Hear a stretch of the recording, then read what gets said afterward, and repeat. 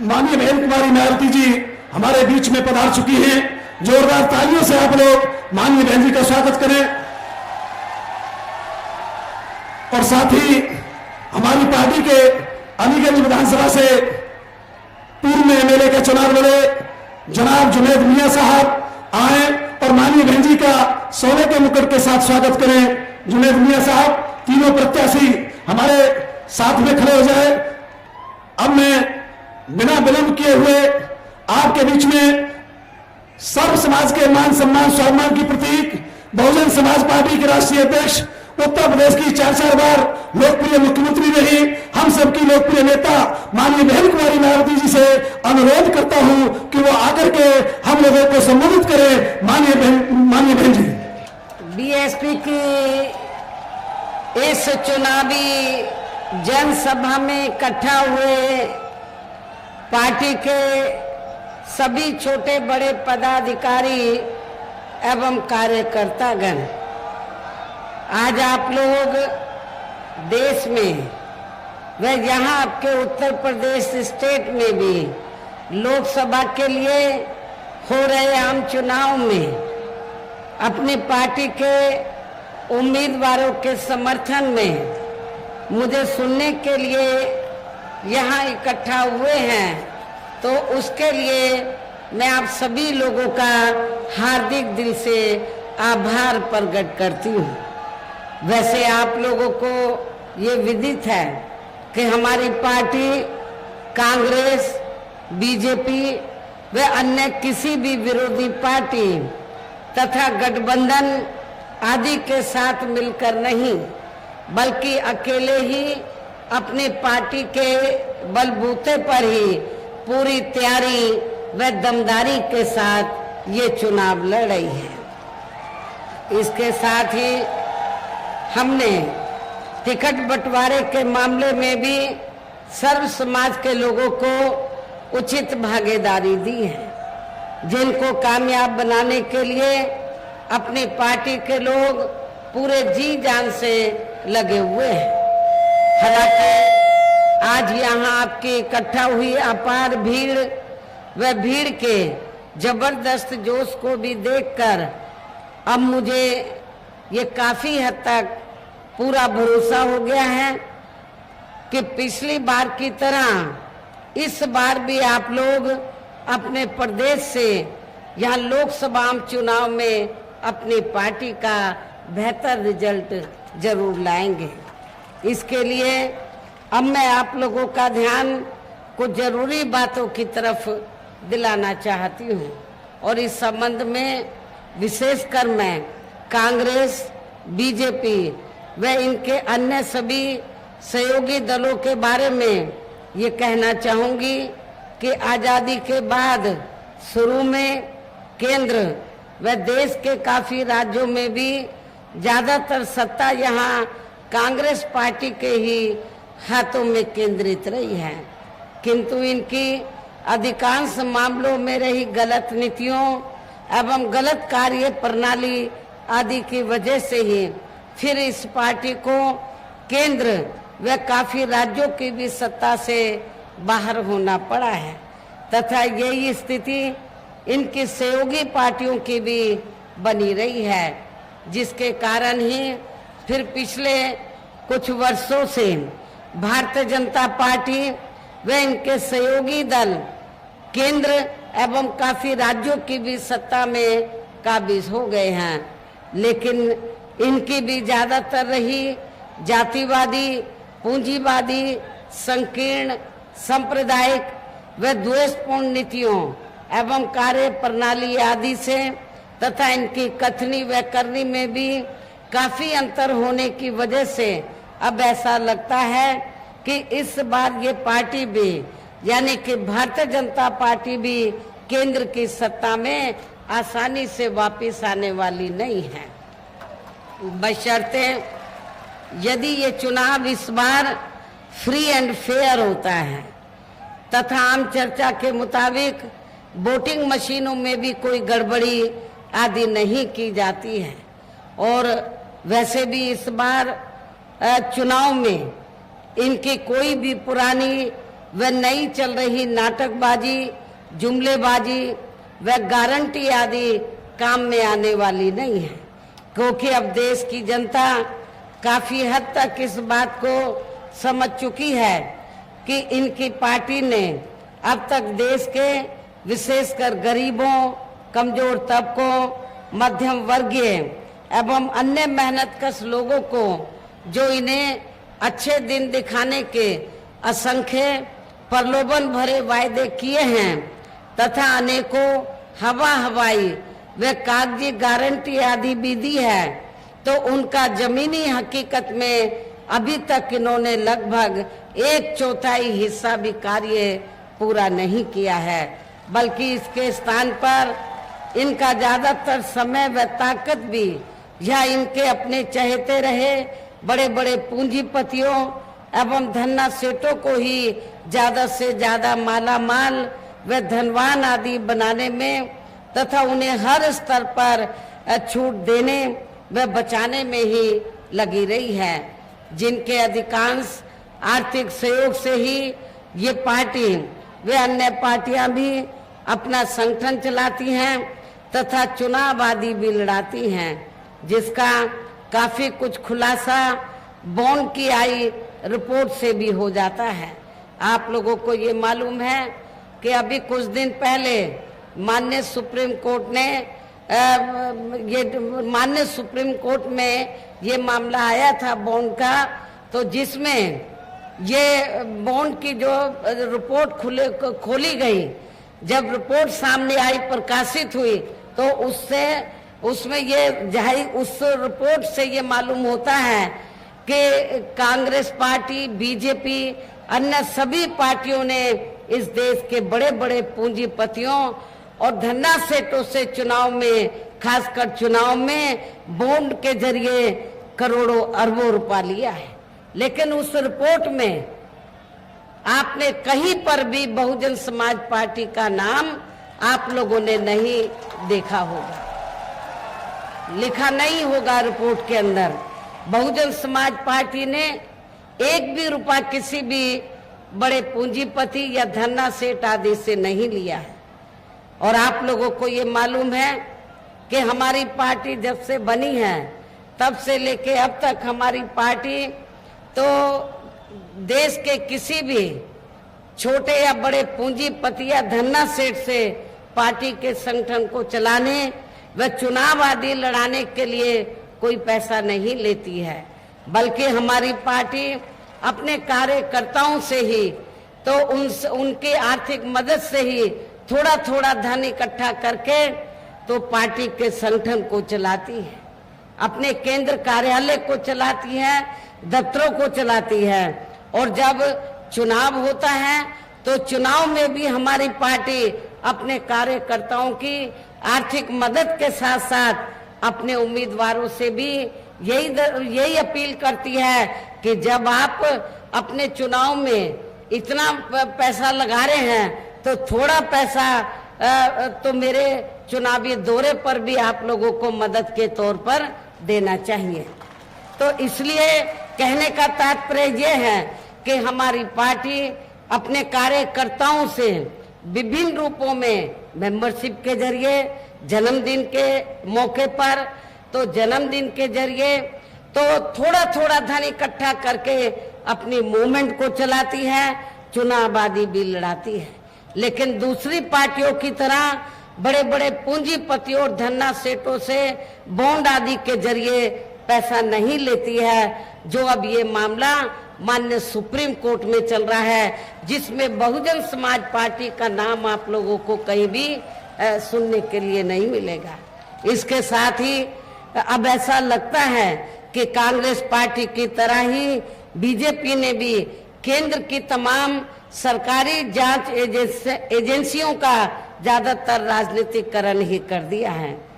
इसके अलावा देश के किसान वर्ग भी वर्तमान बीजेपी की सरकार में शुरू से ही अपनी विभिन्न समस्याओं को लेकर काफी ज्यादा दुखी व परेशान रहे हैं और अभी भी हैं। जबकि यूपी में 4 बार हमारी पार्टी की रही सरकार ने इनके हितों का भी हर स्तर पर विशेष ध्यान रखा है। आप लोगों को ये मालूम है कि जब जब भी बीएसपी के नेतृत्व में यूपी की सरकार रही है तो हमारी पार्टी की सरकार ने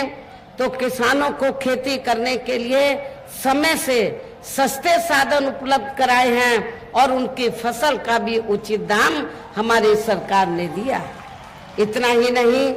बल्कि केंद्र में पूर्व की रही कांग्रेसी सरकार की तरह ही वर्तमान भाजपा सरकार में भी इनकी जातिवादी, हीन, सांप्रदायिक एवं पूंजीवादी सोच व नीतियों के चलते ही पूरे देश में सर्व समाज में से खासकर गरीबों, दलितों, आदिवासियों, पिछड़े वर्गों, मुस्लिम एवं अन्य धार्मिक अल्पसंख्यक समाज के लोगों का भी पूर्ण रूप से विकास व उत्थान आदि नहीं हो सका है। और इस संदर्भ में वैसे आप लोगों को ये मालूम है कि पूरे देश में यहाँ दलितों, आदिवासियों एवं अन्य पिछड़े वर्गों का सरकारी नौकरियों में वर्षों से अधूरा पड़ा आरक्षण का कोटा भी अभी तक पूरा नहीं भरा गया है। विशेषकर एससी व एसटी वर्गों के सरकारी कर्मचारियों का पदोन्नति में आरक्षण भी अब काफी हद तक प्रभावहीन ही बना दिया गया है। और आप लोगों को ये भी मालूम है कि जब यूपी में समाजवादी पार्टी की सरकार थी तो समाजवादी पार्टी की सरकार ने एससी एसटी वर्गों के सरकारी कर्मचारियों का पदोन्नति में आरक्षण ही खत्म कर दिया था। सपा सरकार ने, श्री अखिलेश यादव ने तो ये पदोन्नति में आरक्षण ही खत्म कर दिया था। और इतना ही नहीं, जब इसको प्रभावी बनाने के लिए इसको जो निष्प्रभावी हो गया था, इसको प्रभावी बनाने के लिए जब ये मामला पार्लियामेंट में लाया गया, हमारी पार्टी के काफी संघर्ष के बाद इसको लेकर संशोधन विधेयक आया। लेकिन उस समय कांग्रेस सत्ता में थी तो कांग्रेस पार्टी और बीजेपी ने अंदरूनी मिली भगत के तहत समाजवादी पार्टी को आगे करके और अन्य विरोधी पार्टियों को आगे करके तो इस बिल को पास नहीं होने दिया। और समाजवादी पार्टी के सांसदों ने तो, एमपीज ने तो इस विधेयक को ही संसद के अंदर फाड़ दिया था। जो आज दलितों का वोट लेने की बात करते हैं, क्या उनको आपको दलितों का वोट देना चाहिए? परम पूज्य बाबा साहब डॉक्टर भीमराव अंबेडकर ने जो आपको भारतीय संविधान में आरक्षण दिया, उसका लाभ भी ना तो कांग्रेस की हुकूमत में आपको सही से मिला है और सपा की सरकार में तो सवाल ही पैदा नहीं होता है। साथ ही केंद्र व राज्यों में भी विरोधी पार्टियों की रही सरकारों में इन सभी वर्गों को प्राइवेट सेक्टर में आरक्षण दिए जाने की व्यवस्था किए बिना ही इनकी सरकारों के ज्यादातर सरकारी कार्य अब प्राइवेट सेक्टर के जरिए ही इनके बड़े बड़े पूंजीपतियों व धन्ना सेठों आदि को ही दिए जाने के कारण अब इनको पूरे देश में आरक्षण का बहुत कम ही लाभ मिल पा रहा है। इसी प्रकार इनका अन्य और मामलों में भी शोषण व उत्पीड़न आदि होना अभी तक भी बंद नहीं हुआ है। इसके साथ साथ मुस्लिम व अन्य धार्मिक अल्पसंख्यक समाज के लोगों की भी हालत हर स्तर पर यहाँ काफी ज्यादा खराब व दयनीय ही बनी हुई है, जिसका काफी कुछ खुलासा सच्चर कमेटी की रिपोर्ट में भी किया गया है। इतना ही नहीं बल्कि पिछले कुछ वर्षों से केंद्र व अधिकांश राज्यों में भी बीजेपी व आरएसएस की सरकारों के चलते हुए अब इनका विकास व उत्थान आदि होना भी काफी हद तक बंद सही हो गया है। आए दिन इन पर खासकर हिंदुत्व की आड़ में हो रही जुल्म जाति भी यहाँ काफी ज्यादा चरम सीमा पर पहुंच चुकी है। इनके साथ साथ अपर कास्ट समाज में से विशेषकर गरीब लोगों की भी हालत हमें कोई खास अच्छी नजर नहीं आती है। और यहाँ मैं अपर कास्ट समाज में से खासकर ब्राह्मण समाज के लोगों को ये कहना चाहती हूँ, चाहे यूपी में समाजवादी पार्टी सत्ता में रही हो या वर्तमान में भारतीय जनता पार्टी की सरकार चल रही है, इन दोनों हुकूमतों में तो अपर कास्ट समाज में से ब्राह्मण समाज का बड़े पैमाने पर शोषण किया गया है। आपके कानपुर मंडल में तो इनके साथ काफी जुल्म जाति की गई है। सपा सरकार में ऐसे अनेकों एग्जाम्पल आपको मिलेंगे जो आपके कन्नौज जिले के अंदर जो ब्राह्मण समाज के लोग थे उनके साथ बड़े पैमाने पर जुल्म जाति हुई है। अभी भी जुल्म जाति होनी बंद नहीं हुई है। इनकी गलत कृषि नीतियों के कारण किसान वर्ग भी आए दिन आंदोलित बना रहता है। साथ ही इनकी गलत आर्थिक नीतियों की वजह से देश की अर्थव्यवस्था पर भी इसका काफी बुरा प्रभाव पड़ रहा है, जिससे यहाँ विशेषकर छोटे एवं मध्यम वर्गीय व्यापारी वर्ग भी काफी ज्यादा दुखी व परेशान हैं। और अब केंद्र में पूर्व की रही सरकारों की तरह ही वर्तमान भाजपा सरकार में भी यहाँ पूरे देश में गरीबी, बेरोजगारी एवं महंगाई आदि भी लगातार काफी ज्यादा बढ़ रही है। देश में हर स्तर पर फैला भ्रष्टाचार भी अभी तक खत्म नहीं हुआ है। साथ ही अपने देश की सीमाएं भी अभी तक पूरे तौर से सुरक्षित नहीं हैं। ये भी यहाँ बड़े चिंता की बात है। ऐसे में अब आप लोगों को देश में हो रहे लोकसभा चुनाव में कांग्रेस, बीजेपी व इनकी सहयोगी पार्टियों को भी केंद्र की सत्ता में आने से जरूर रोकना है। जिनकी गलत नीतियों व गलत कार्य प्रणाली आदि को आप लोग काफी हद तक आजमा भी चुके हैं। ऐसी स्थिति में अब ये विरोधी पार्टियां इस चुनाव में भी किस्म किस्म के साम, दाम, दंड भेद आदि अनेकों हथकंडे इस्तेमाल करके केंद्र की सत्ता में आने की भी पूरी कोशिश में लगे हैं, जिनसे अपनी पार्टी के लोगों को हर स्तर पर काफी ज्यादा सावधान रहना है। और इस मामले में विरोधी पार्टियां अपने अपने पक्ष में हवा बनाने के लिए खासकर मीडिया, ओपिनियन पोल व सर्वे आदि का जो बड़े पैमाने पर इस्तेमाल कर रही है, तो उससे भी अपनी पार्टी के लोगों को बिल्कुल भी गुमराह नहीं होना है। इसके साथ ही विरोधी पार्टियों के विभिन्न रूपों में जारी किए गए इनके हवाई व प्रलोभन भरे चुनावी घोषणा पत्रों एवं वायदों आदि के बहकावे में भी अपनी पार्टी के लोगों को कतई भी नहीं आना है, जिन्हें ये पार्टियां चुनाव खत्म होने के बाद ज्यादातर अमल में नहीं लाती हैं और अब जिन पर से देश की जनता का अधिकांश विश्वास ही उठ गया है। यही खास वजह है कि हमारी पार्टी किसी भी चुनाव में अपनी पार्टी का कोई भी चुनावी घोषणा पत्र आदि जारी नहीं करती है। वैसे भी हमारी पार्टी किसी भी मामले में कहने में बहुत कम बल्कि कार्य करके दिखाने में ही ज्यादा विश्वास रखती है। और इस बात का सबसे बड़ा सबूत यह है कि उत्तर प्रदेश में 4 बार हमारी पार्टी के नेतृत्व में रही सरकार ने चुनाव में अपनी पार्टी के बिना कोई जारी किए गए चुनावी घोषणा पत्र के ही प्रदेश व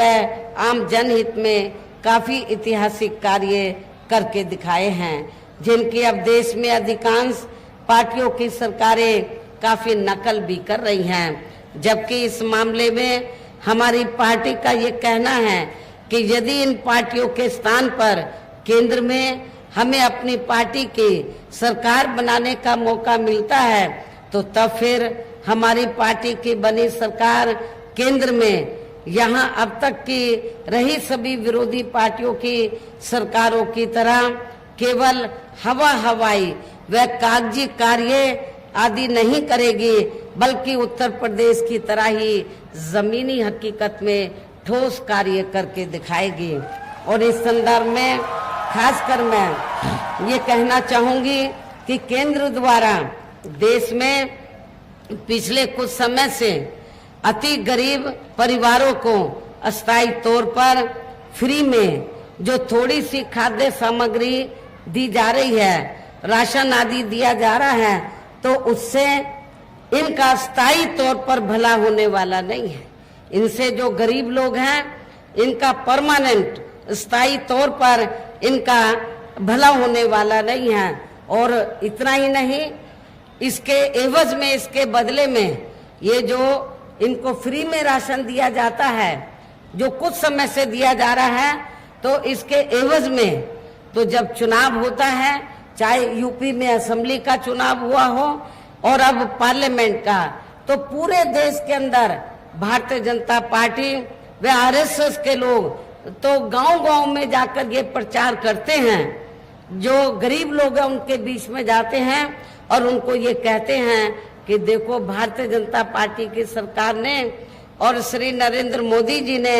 आपको फ्री में राशन दिया है, आपने बीजेपी और श्री नरेंद्र मोदी का नमक खाया है, इसको आपको जरूर अदा करना चाहिए, इसके एवज में आपको बीजेपी को वोट देना चाहिए। लेकिन आप लोगों को बीजेपी और आरएसएस के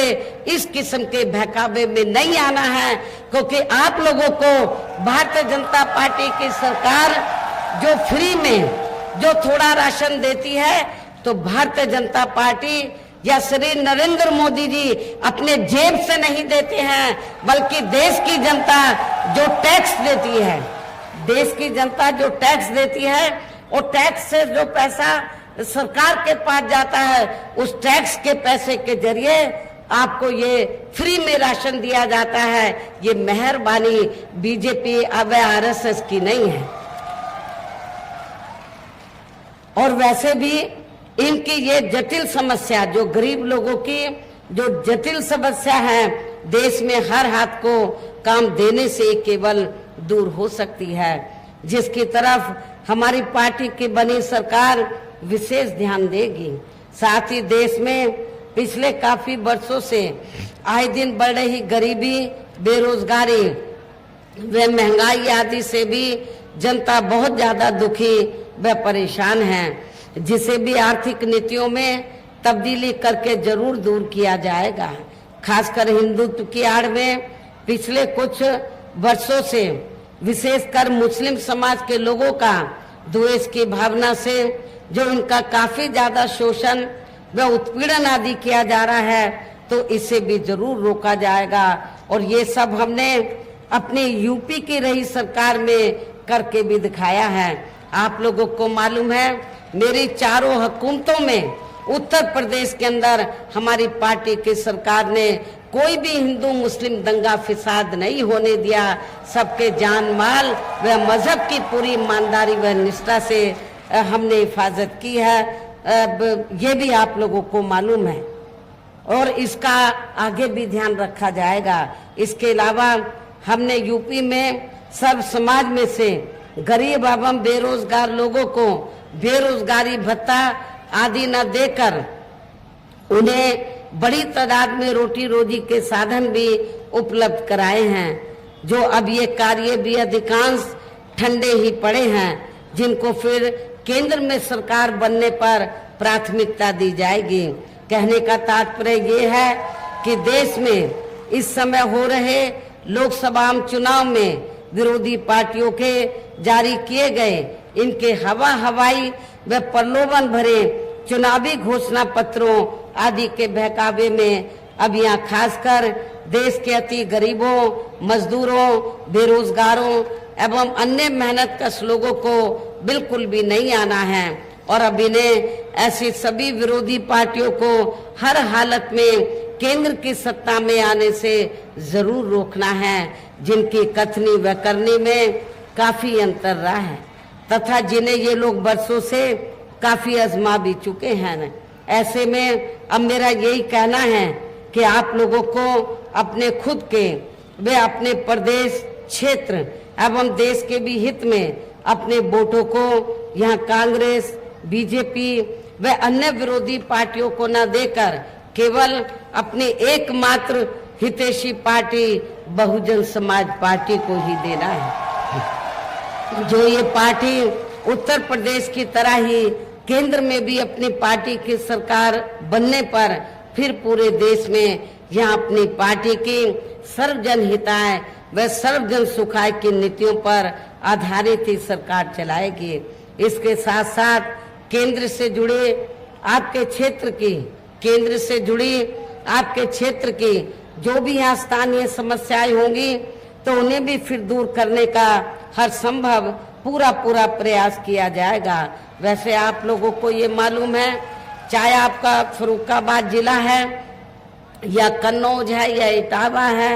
या औरैया जिला है, जब मेरे नेतृत्व में सरकार बनी है तो हमने इन चारों जिलों के विकास व उत्थान का विशेष ध्यान रखा है। काफी हमने डेवलपमेंट के कार्य इधर करके दिखाए हैं। साथ ही यहाँ गरीबों, मजदूरों, बेरोजगारों, कर्मचारियों, किसानों, छोटे व्यापारियों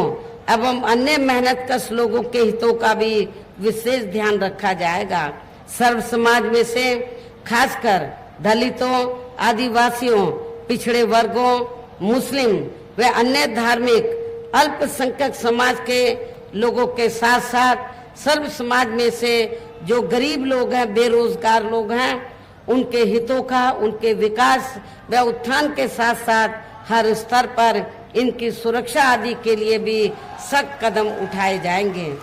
और तभी फिर यहाँ वास्तव में अपने देश के महान संतों, गुरुओं व महापुरुषों में भी विशेषकर महात्मा ज्योतिराव फूले, श्री छत्रपति शाहू जी महाराज, श्री नारायण गुरु, बाबा साहब डॉक्टर भीमराव अंबेडकर एवं मान्यवर श्री कांशीराम जी आदि का अधूरा राज सपना जरूर साकार हो सकता है, जिनको यूपी में हमारी पार्टी की रही सरकार द्वारा हर स्तर पर पूरा आदर सम्मान दिया है। लेकिन ये सम्मान विरोधी पार्टियों को के गले के नीचे से नहीं उतरा, उनको ये पचा नहीं, हजम नहीं हुआ। और खासकर समाजवादी पार्टी को तो ये बिल्कुल भी नहीं हजम हुआ, बिल्कुल नहीं भाया। और समाजवादी पार्टी की सरकार ने, श्री अखिलेश यादव की सरकार ने क्या किया कि जिन संतों, गुरुओं और महापुरुषों के नाम से जो दबे कुचले समाज में संत, गुरु और महापुरुष पैदा हुए, उनके नाम से जो जिले रखे हमने, जो पार्क आदि बनाए या फिर संस्थानों के नाम रखे, तो उनमें से काफी संस्थानों के नाम, जिलों के नाम इन्होंने बदल दिए। ज्यादा आपको बनारस में से हमने भदोई जिला बनाया, भदोई जिले का नाम हमने संत रविदास जी के नाम से रखा, उसको भी अखिलेश यादव की सरकार ने बदल दिया था। इतनी नफरत वो दलित, शोषित व पिछड़े वर्ग में जो संत, गुरु, महापुरुष हुए हैं, तो उनसे वो नफरत करता है। तो उनको किसने हक दिया है, उनको क्या अधिकार है कि दलित शोषितों से कहे कि आप समाजवादी पार्टी को वोट दे दो? ऐसी पार्टी को आपको वोट नहीं देना है, ऐसी पार्टी को आपको माफ नहीं करना है। इन्हीं खास बातों के साथ ही अब मेरा देश व आपके स्टेट के भी हित में यही कहना है कि हमारी पार्टी ने यहाँ जिनको भी लोकसभा के लिए चुनाव के मैदान में उतारा है, जो आपके सामने मंच पर भी मौजूद हैं, तो उनको आप लोगों को जरूर कामयाब बनाना है, जिसके लिए यहाँ पार्टी के सभी स्तर के छोटे बड़े पदाधिकारी एवं कार्यकर्तागण आदि पूरे जी जान से लगे हैं। और अब अंत में मेरा यही कहना है कि आप लोगों को वोट पड़ने वाले दिन यहाँ बीएसपी के अपने लोकसभा उम्मीदवारों को आपके इस क्षेत्र में हमने कन्नौज लोकसभा की सीट से श्री इमरान बिन जफर को हमने चुनाव के मैदान में उतारा है। आप लोगों को मालूम है कि जब हमने इनको चुनाव के मैदान में उतारा, इनका टिकट फाइनल किया और समाजवादी पार्टी को इसकी जानकारी मिली, तो सपा का मुखिया क्या कहता है कि ये तो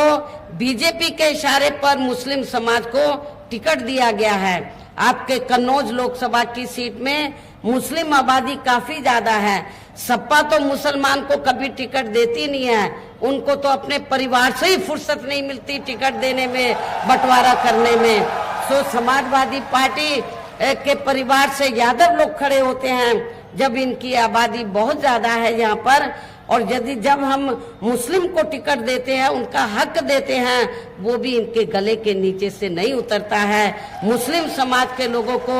इस बात को ध्यान में रखकर अपना एक भी वोट सपा को नहीं देना है, बल्कि बहुजन समाज पार्टी के उम्मीदवार श्री इमरान बिन जफर को देना है। और इनके साथ साथ दलित वर्ग के लोग, अति पिछड़े वर्ग के लोगों का वोट तो इनको मिलेगा ही। मुस्लिम समाज का वोट यदि बटे नहीं पूरा इनको मिल जाए तो फिर आप क्या होगा, इधर रिजल्ट कुछ और ही होगा। इटावा लोकसभा की सीट है रिजर्व, बिल्कुल लगी हुई है आपके कन्नौज से। तो यहाँ से हमने महिला को, श्रीमती सारिका सिंह बघेल को हमने चुनाव के मैदान में उतारा है। अच्छी बात यह है कि इनको दलित वर्ग के लोग तो जी जान से जिताने में लगे हैं, खासकर जाटव समाज के लोग और दलितों में जो विभिन्न जातियां हैं वो तो जिताने में लगी हैं, लेकिन इस क्षेत्र में बघेल समाज भी पूरे जी जान से इनको अपना वोट दे रहा है, इनको जिताने में लगा हुआ है। तो इनको भी आपको कामयाब बनाना है। फर्रुखाबाद लोकसभा की सीट से हमने श्री कांति पांडे को चुनाव के मैदान में उतारा है। आप लोगों को ये मालूम है कि ये बरसों से कांग्रेस की सेवा करते रहे, कांग्रेस इनकी सेवा तो लेती रही, लेकिन कभी इनको ना पार्लियामेंट में टिकट दिया, ना असेंबली में टिकट दिया। कांग्रेस के इस रवैये को देखकर, उनकी कथनी और करनी में अंतर को देखकर फिर इन्होंने ये फैसला लिया कि हमें कांग्रेस के चक्कर में ना पड़कर बीएसपी में जाना चाहिए, जहां हमें अपना पूरा अधिकार मिलेगा। इन्होंने बीएसपी ज्वाइन की। ज्वाइन करते ही फर्रुखाबाद में, क्योंकि ब्राह्मण समाज की तादाद काफी ज्यादा है, जैसे इन्होंने अपनी ख्वाहिश रखी कि मुझे कांग्रेस ने मेरी सेवाएं ली, लेकिन कभी मुझे चुनाव लड़ने का मौका नहीं दिया। यदि बीएसपी मुझे मौका दे दें तो हम बड़े आभारी होंगे, ब्राह्मण समाज बड़ा आभारी होगा। हमने इनको मौका दिया है, क्रांति पांडे जी को, और ये पूरे जी जान से फर्रुखाबाद लोकसभा की सीट पे पूरे जी जान से उस सीट को जीतने में लगे हैं। इस प्रकार से हमारी पार्टी ने इन तीनों प्रत्याशियों को काबिल हैं, मिशनरी हैं, संघर्षशील हैं और गरीब और मजलूमों की मदद करने वाले हैं। ऐसे तीनों प्रत्याशियों को, आप लोगों को अपनी पार्टी का जो चुनाव चिन्ह हाथी है, हाथी चुनाव चिन्ह के सामने वाले बटन को दबाकर इनको भारी वोटों के अंतर से जरूर जिताना है। इनको पार्लियामेंट के अंदर जिताकर जरूर भेजना है। इस खास अपील के साथ ही अब मैं अपनी बात यही समाप्त करती हूँ। जय भीम, जय भारत। आओ बहनों